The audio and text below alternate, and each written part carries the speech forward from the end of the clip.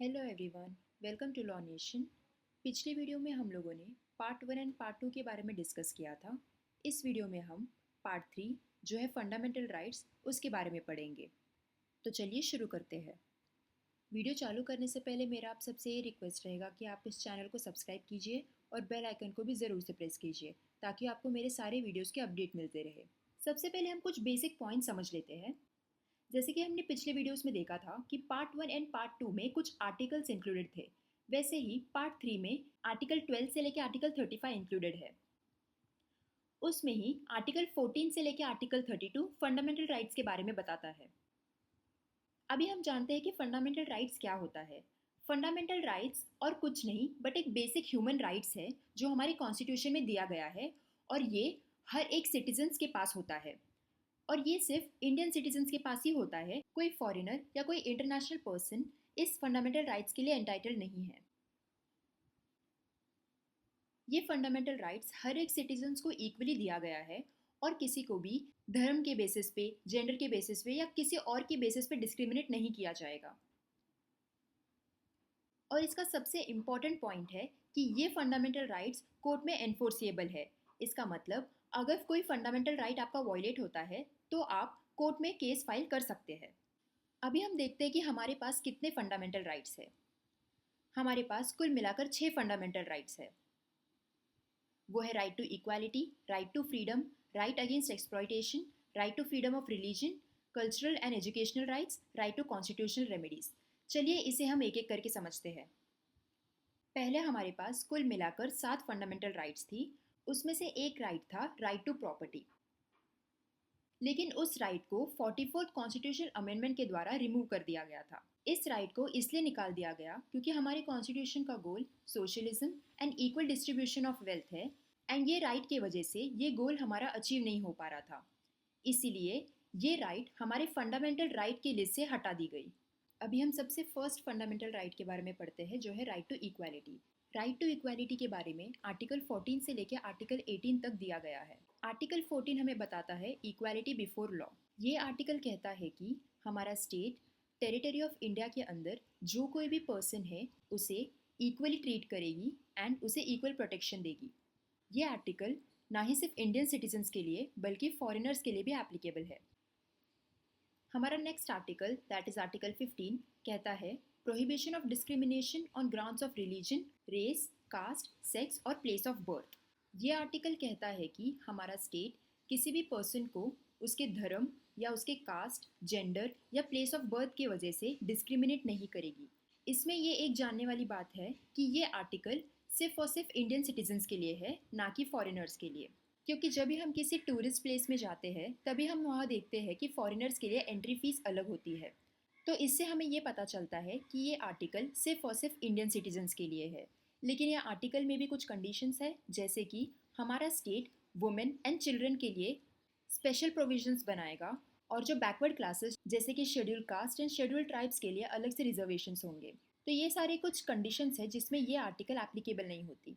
Article 16 equality of opportunity in matters of public employment. इसका ये मतलब है कि स्टेट सारे सिटीजन्स को इक्वल अपॉर्चुनिटी देगी इन टर्म्स ऑफ एम्प्लॉयमेंट और स्टेट किसी भी रीजंस के वजह से उन पे एम्प्लॉयमेंट के दौरान डिस्क्रिमिनेट नहीं करेगी। लेकिन इसमें भी एक कंडीशन है कि स्टेट बैकवर्ड क्लासेस के लिए जैसे कि schedule caste and schedule tribes के लिए रिजर्वेशंस रखती है। आर्टिकल 17 एबॉलिशन ऑफ अनटचेबिलिटी के बारे में बात करता है। इसका ये मतलब है कि पहले के ज़माने में अनटचेबिलिटी प्रैक्टिस की जाती थी। इसका मतलब है छुआछूत।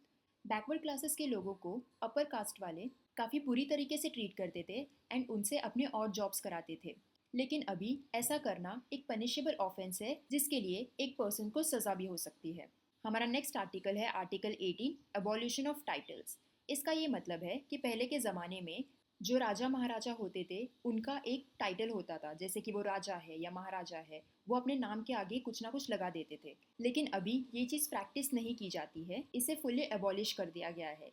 लेकिन कुछ एजुकेशनल टाइटल्स है जैसे कि डॉक्टर, इंजीनियर, एडवोकेट, ये सारी टाइटल्स हम अपने नाम के आगे लगा सकते हैं। हमारा नेक्स्ट फंडामेंटल राइट है राइट टू फ्रीडम।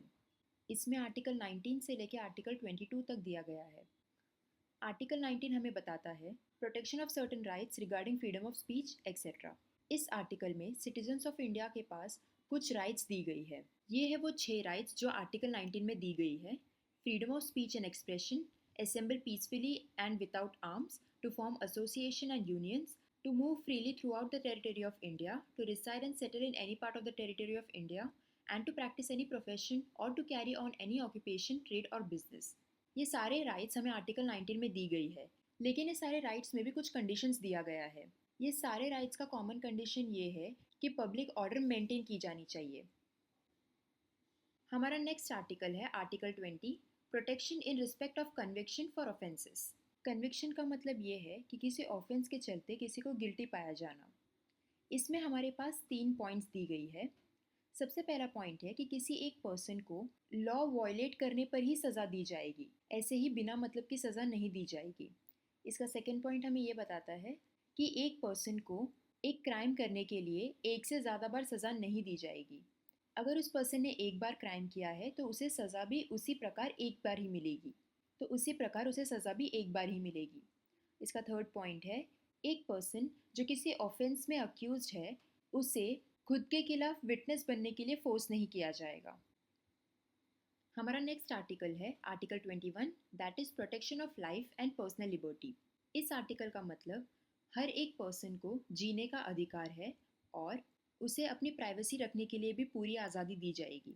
ये आर्टिकल काफ़ी वास्ट है क्योंकि राइट टू लाइफ तो सबको दी गई है, लेकिन राइट टू क्वालिटी लाइफ हर किसी के पास नहीं है, और ये आर्टिकल राइट टू क्वालिटी लाइफ को एम करता है। हमारा नेक्स्ट आर्टिकल है article 21A, that is right to education. ये आर्टिकल 44th कॉन्स्टिट्यूशनल अमेंडमेंट के द्वारा ऐड किया गया था। ये आर्टिकल कहता है कि स्टेट 6 से 14 साल के बच्चों को फ्री एंड कंपलसरी एजुकेशन देगी। हमारा नेक्स्ट आर्टिकल है article 22, protection against arrest and detention in certain cases. ये आर्टिकल डिटेन पर्सन के कुछ राइट बताता है। उसमें से पहला राइट है कि जब भी एक पर्सन अरेस्ट होता है तो उसका पूरा हक है ये जानने के लिए कि उसको अरेस्ट क्यों किया गया है, किस ग्राउंड्स पे उसको हथकड़ी पहनाई जा रही है, और उसके पास ये भी राइट होगा कि वो एक लॉयर को हायर कर सके अपने बचाव के लिए। और जब किसी पर्सन को अरेस्ट किया जाएगा तो उसे 24 आवर्स के अंदर एक मजिस्ट्रेट के सामने प्रेजेंट करना ज़रूरी है, और अगर 24 आवर्स के अंदर उस पर्सन को मजिस्ट्रेट के सामने प्रेजेंट नहीं किया गया तो उसे बाय डिफ़ॉल्ट छोड़ देना पड़ेगा। ये वीडियो को हम यहीं पे स्टॉप कर देते हैं क्योंकि ये वीडियो काफ़ी लंबा जा रहा है। नेक्स्ट वीडियो में हम इस पार्ट को कंटिन्यू करेंगे एंड हमारे बचे हुए राइट्स को पढ़ेंगे। तब तक के लिए टेक केयर, बाय बाय।